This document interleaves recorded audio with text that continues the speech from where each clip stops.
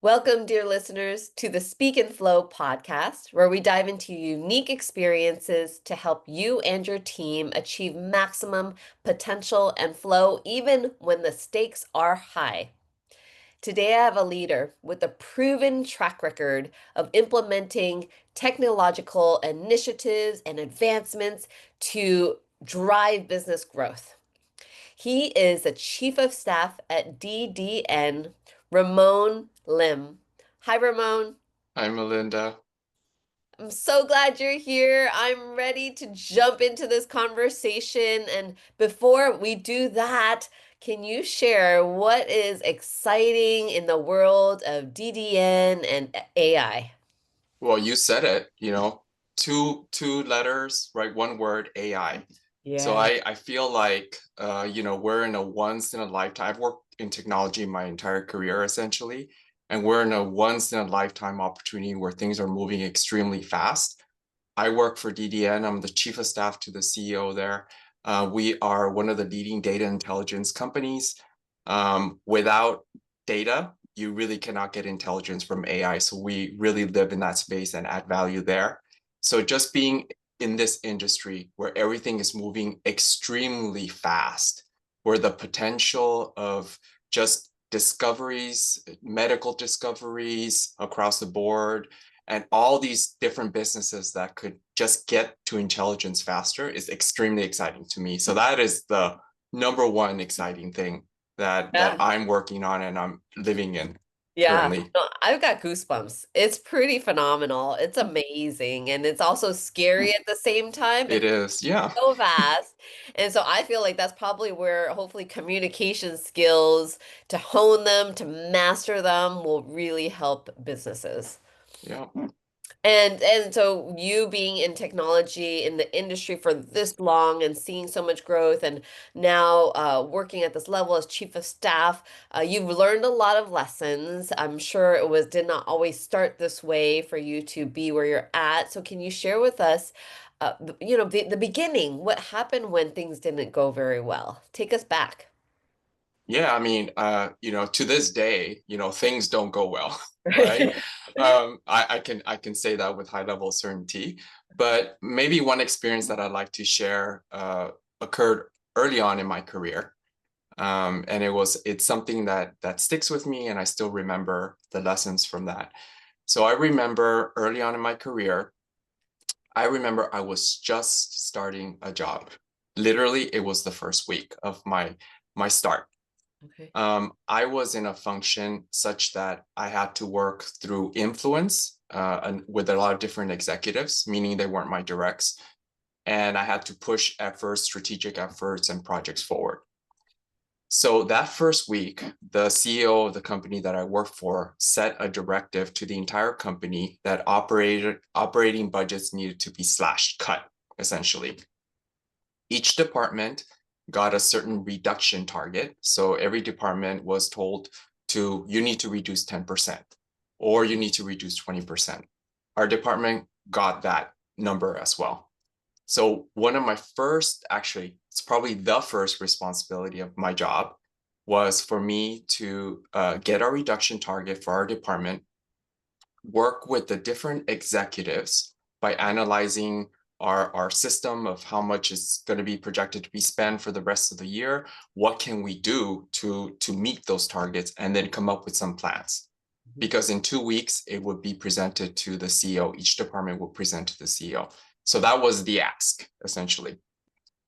So I spent some time analyzing our software systems to project what each executive should have in terms of a reduction target to meet Mhm. our departmental budget. So I communicated to each executive, and then that week, and then the following week, I work with all the different executives on coming up with a plan.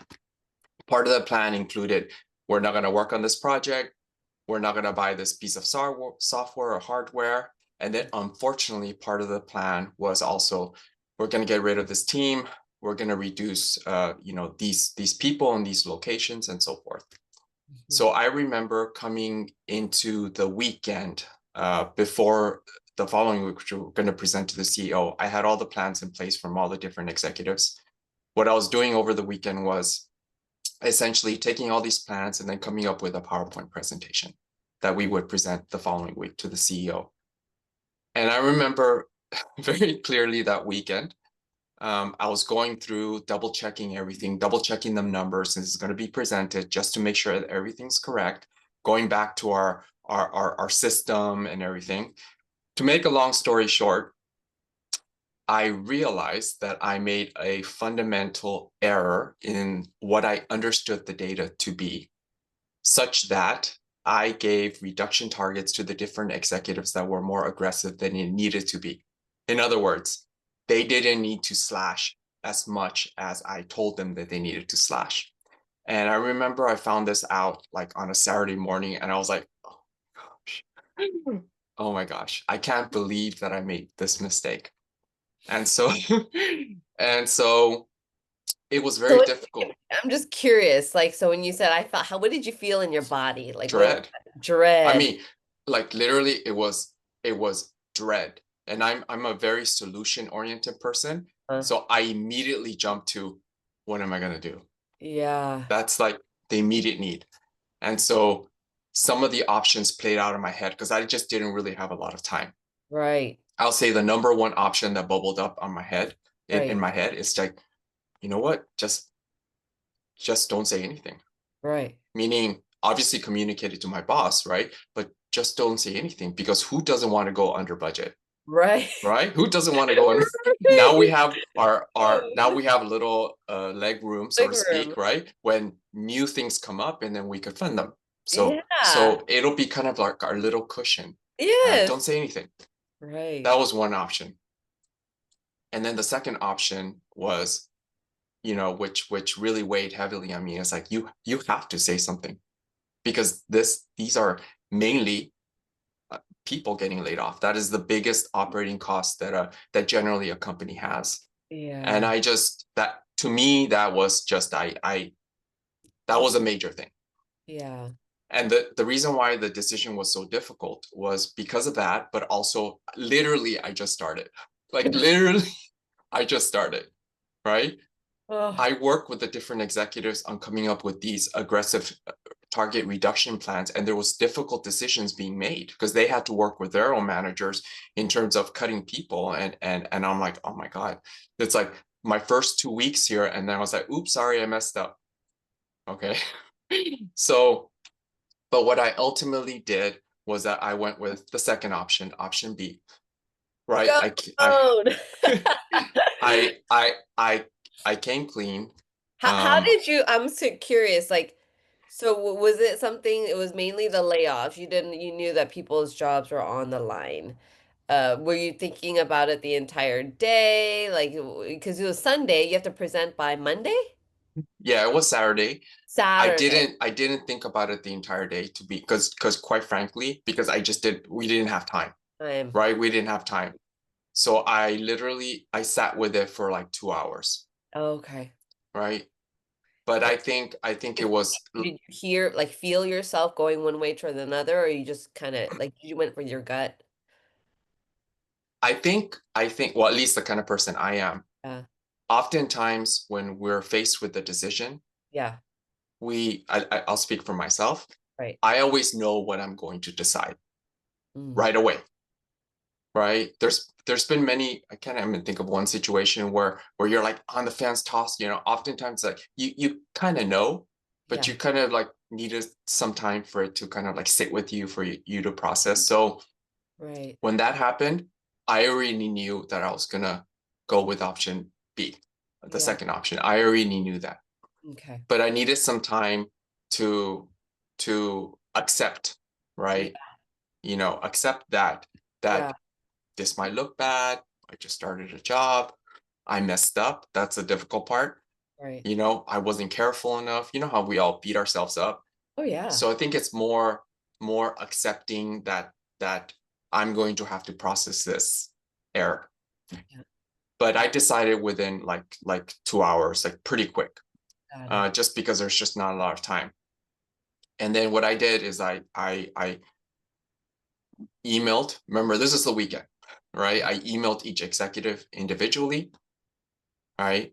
I let them know that I made a mistake, that I communicated that their target was X% Mhm. reduction, but it should have been X minus 2%, for example.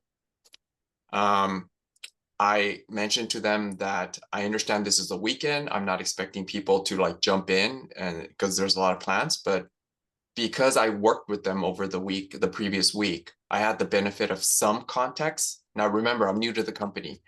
Right. I took a pass at what what that new reduction target will be. That's less aggressive, Mhm. right? Because I knew that I might not get all the information. We're still presenting next week to the CEO, no matter what. And so I did that. Some executives followed up, some didn't, right? But ultimately, I put the presentation together and then we presented. So that was the situation, and that's what happened. And how did you feel afterwards? The presentation didn't go ideal.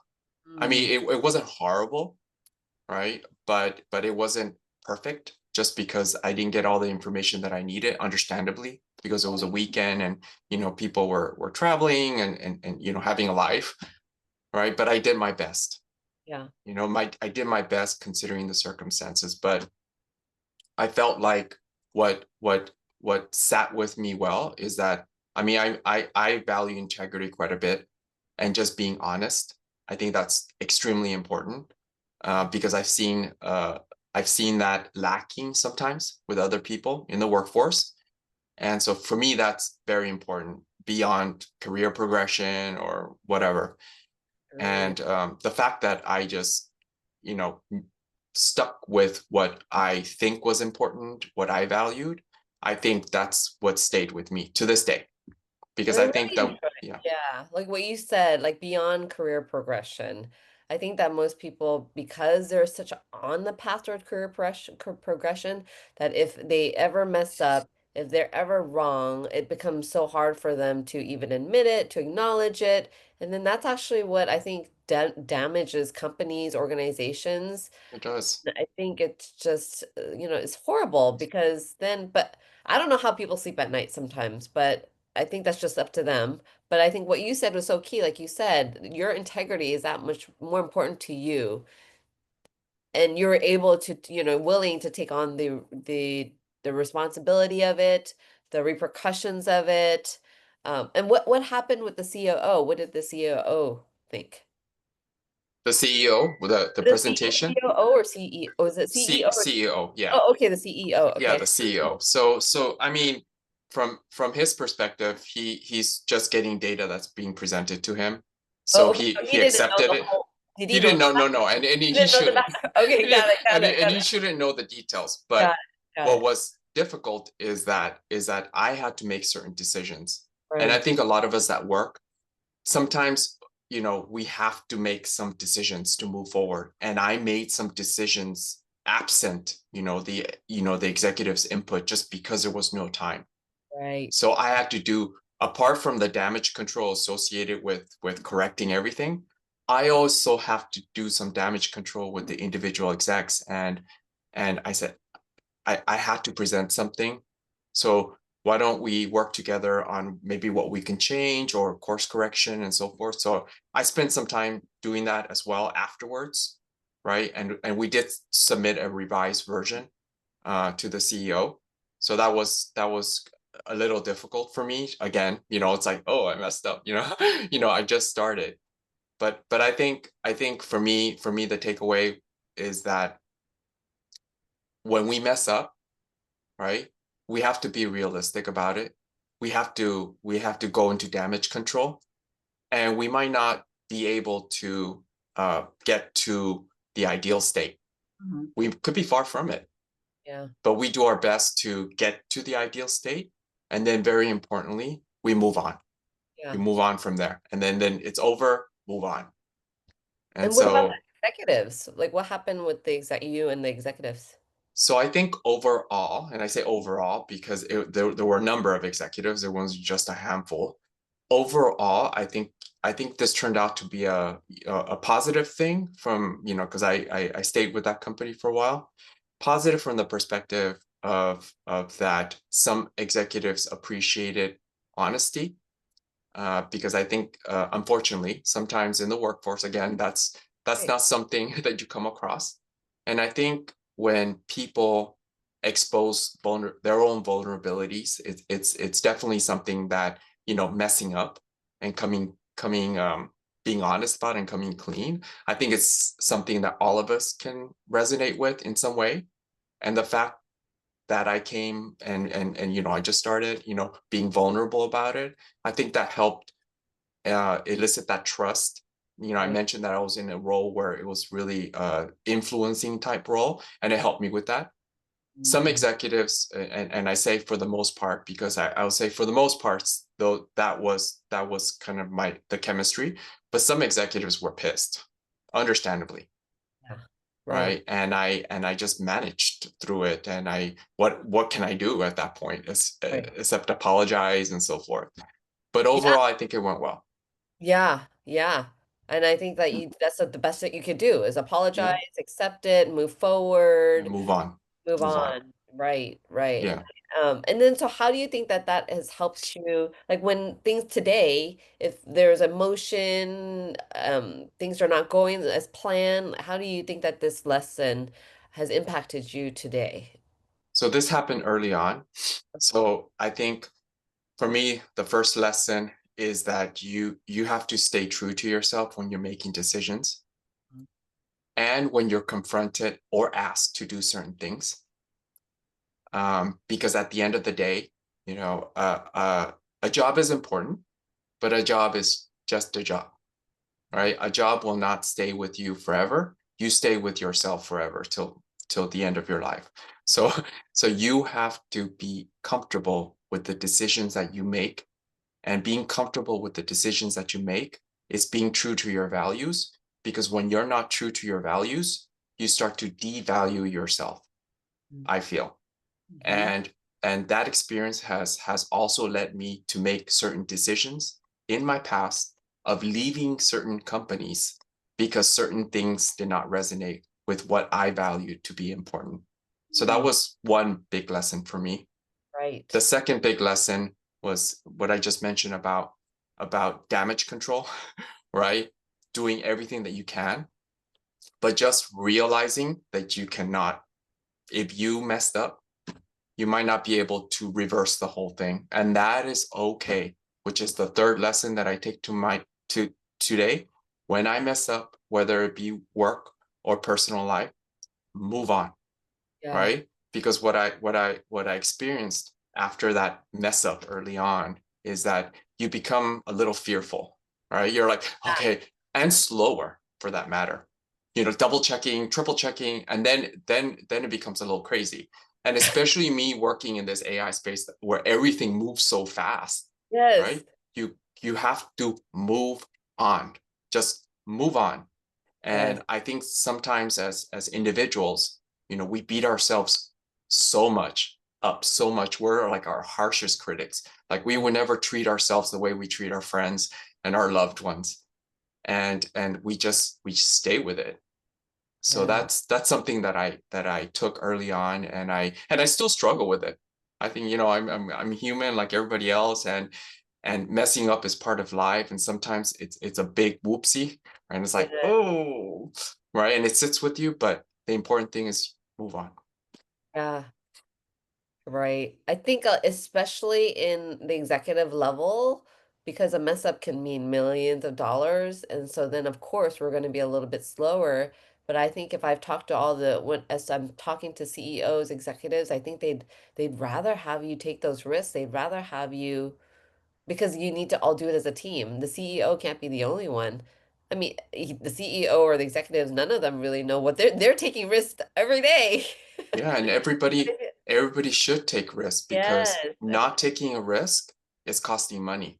Right, that's the time Sitting on something, something, it's costing money too. and lack of decision making Right, is a right, decision, and right, it's costing money. right. But the challenge is when we're taking those risks, how do you know which ones to take and which ones not to? so that you can minimize the risk as much as possible. My perspective on that Oh, in personal life and also work yeah. is just a simple question. That's not super simple, but it's simple at least in one. It's a question. It's like, are you willing, or is the organization willing, if it's a a company thing, to accept the worst case scenario? Are you Mhm. willing? Right? Is If it worth you're, is it worth it enough? is it worth it Right. enough? Exactly. And Yeah. if it is, go for it. Right. If it's not, do a little more assessment, get a little more data, because oftentimes decision making, which is a big piece of our everyday lives and everything, it's the key thing for decision making is informed decision making. How something becomes informed is you get more data. Right. And sometimes, many times actually, we don't have the luxury of time to get more data, more data points and everything. So there comes a certain point in time where you have enough data to make an informed decision, such that given what you have in terms of knowledge and everything, you can make a decision where, if it is the wrong one, you're willing to accept the worst case scenario. Right. And that's And my perspective. no, I agree. Thousand, yeah, I agree. And I think with now with AI, you can get all of that data Yeah. so much faster and even play out what are the worst case scenarios and and just play all of that out and put that in and get the data Yeah. to make more of an informed decision. Now, challenges, all the other companies are doing the same. Yeah, that's why, I mean, that's why it's that's why it's so exciting, And it's exciting. right? It's exciting because we talk about democratizing data, which means having access, giving access to everybody. Maybe disadvantaged people don't have access to the internet, for example. But now we talk about, what I like to talk about is democratizing intelligence. Mm, So, for example, a lot of us probably, all of us probably use ChatGPT or some AI tool in some way. right. And if we're going through a situation that maybe requires legal help, for example, not all of us have the luxury of financial resources to engage a lawyer. And I'm Mhm. not saying that these AI tools, a lawyer will probably shoot me for saying that. I'm not saying that these Right. AI tools should give you legal advice, and neither should people rely on this. But Mm, the point is that there's now some technology, some tool where you can get a little closer, a little insight, where in the past you wouldn't be able to. So that's why AI is so exciting in terms of leveling the playing field, so to speak, and giving people access to intelligence across the board. That's I what love makes it so exciting. One of the many things. right. It's not just data, it's intelligence. It is all about intelligence, because somebody can give me, like, even before AI, somebody can give me access to a database with gazillion data. It's like, so what? That's data. So what? Right. Right? But giving me a report, or giving me, this is my analysis, that's the intelligence part. And Yeah. now with AI, you could just go much quicker now. Yeah. It's fun. I actually enjoy what Yeah. I do as an entrepreneur, small business owner. It's so fun, and I'm Yeah. so glad you're doing what you're doing. And we have, leaders with integrity. Because I'd imagine everyone at DDN, with the CEO, you being the chief of staff, you all share similar values, and I'm glad to see companies such as DDN on the forefront of that. And so it's exciting, and taking how we can use all of this in helping the community and our world. Yeah, for sure. And so, Ramon, I have one more question. What is that one golden takeaway that you want leaders to remember if they're in a mess up situation, or if it's just not going the way they want or as planned? What advice would you give them? So many takeaways, but I think one advice that I would give after a mess up is to stick to your values.